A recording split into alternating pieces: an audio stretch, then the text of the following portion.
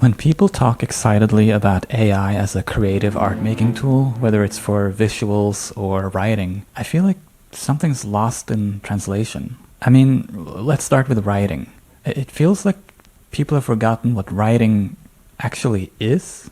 Writing is taking all of the pertinent feelings and thoughts and emotions and ideas that are in your head and then representing all that in a coherent string of words. And the process of writing is difficult because all those thoughts that are in our heads are not neatly organized or clear to other people. And actually, though we have a pretty good idea of what our own thoughts are, we actually haven't crystallized what's in our brain into clear and coherent communication until we sit down and organize it all through writing. That's what writing is. It's a method for translating what's in our heads into words so that other people can pick up what we're on about. It's a way of showing ourselves, representing ourselves, expressing ourselves to other people. When it comes to visual art, think about drawing. What is drawing? Some people say drawing is seeing. What is meant by that? Well, drawing is not just mark making, and it's not just looking at something, but rather truly seeing it. The act of putting brush to canvas or pencil to paper and giving form to something through careful observation is really about coming to a real understanding of the form we're trying to describe. And yes, I said describe because at the end of the day, this all comes back to language, to communication between people. If I ask an AI to write something for me, it can certainly generate a lot of words. And those words can even be quite coherent, but they don't come from me, and therefore they don't actually represent me. They don't show me to other people, which is kind of the whole point of writing. Writing comes from an urge to communicate human to human. Art impacts us because art is human. It creates a connection between the artist and the viewer or the reader. Asking a machine to write for us is a lot like asking another human to write for us, except a lot worse. And what happens when we ask another writer to write for us is that we get writing that doesn't represent us. And now you might say, well, it's just a question of properly instructing the writer. Okay, sure. So instead of telling the writer, make a story about a YouTuber wearing a hat, I could say, make a story about a Norwegian man living in New York who wears a hat and talks into a Shure SM58 microphone while making YouTube videos that almost nobody watches. Yeah, wow, you're right. The result from that prompt would better represent me. I mean, maybe that's communicating like 2% of who I am now. But you know how it could be an even better representation of me?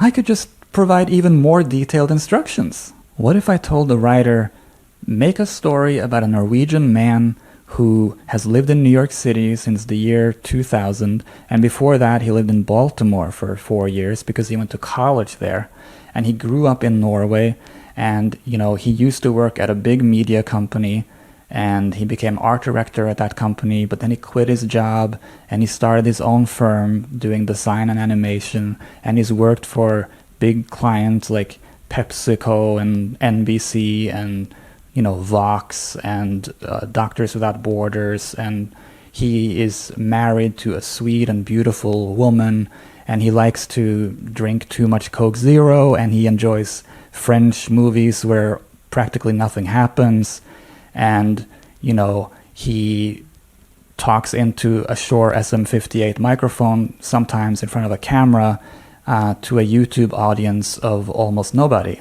I mean, yeah, that's feeling good. We're really getting somewhere now. I mean, that's maybe like 6 or 7% of who I am. So I guess now all I have to do is just keep adding instructions until I'm just doing all the writing myself. Right. That's how this becomes exactly what I want it to be. Now maybe you're thinking, well, why does this writing have to represent you? Like, you don't seem very interesting. Well, touché. But if it's not writing about me and about what I'm thinking about, or you know what, let's not even go with me. Let's go with you, since you're so interesting. If it's not writing about you and about what your thoughts are, what you're thinking, what your ideas are, well, what's it writing about then? Well, it's generating a story based on an average of what everyone is thinking about.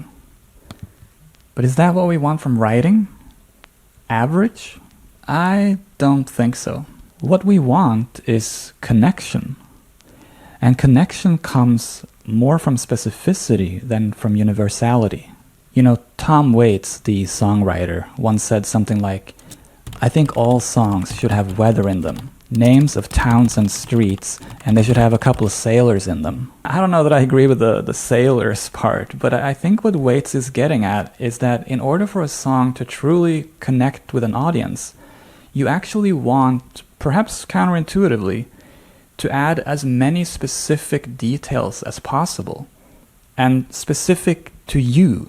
When you ask another writer to write something for you, you're basically employing the hope for the best method. You have an idea of what you want it to be, but you don't feel like doing the hard work of writing, so you outsource the work. And of course, you know, editors have been doing this since the dawn of time, right? Commissioning people to write for them on specific topics. But the difference there is the people they ask are hopefully highly skilled writers who are going to bring their own personality and human experience to the task. ChatGPT, in contrast, would write a story that takes every human being and puts them in a blender, and then you get to drink a very nondescript, bland, and disturbingly gooey drink. This is an art channel, so let me bring this back to art.